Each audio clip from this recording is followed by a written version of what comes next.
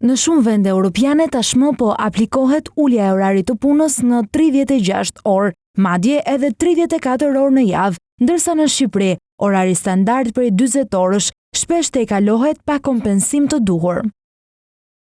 Presidenti i Konfederatës së Sindikatave të Shqipërisë, Kol Nikollaj, ka ngritur sot shqetësimin për situatën, duke theksuar se ndryshimet në kodin e punës janë jo vetëm të domosdoshme, por të vonuara. Ne kemi një kod pune tashmë që vitin 94 në shumë 2015 dhe janë shumë kapituj, kapituj të cilat duhet të rishikohen dhe veçanërisht për sa i përket çështjes së orarit punës dhe për sa i përket normimit punës. Është një problem sepse të gjithë punëdhënësit qoftë, sidomos në sektorin privat, abuzojnë me çështjen e normimit punës, duke fut disa norma, duke abuzuar me normë ditore, normë orare, normë javore, dalin disa shpike të reja, të cilat prishin këtë sistemin e normimit dhe të orarit punës.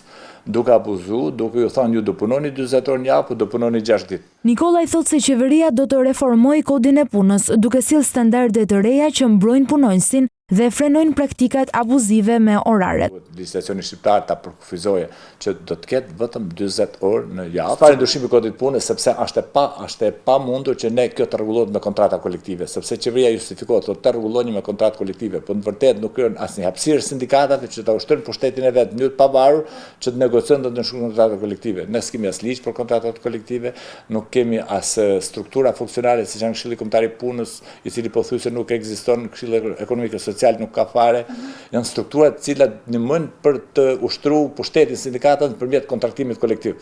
Kjo nuk ekziston në Shqipëri dhe fatkeqësisht vetëm kontrata kolektive ka ngel si nocion. Punonjës nga sektor të ndryshëm, veçanërisht nga i privat, shpesh raportojnë se punojnë me orare të zgjatura që sipas tyre dhe nuk paguhen.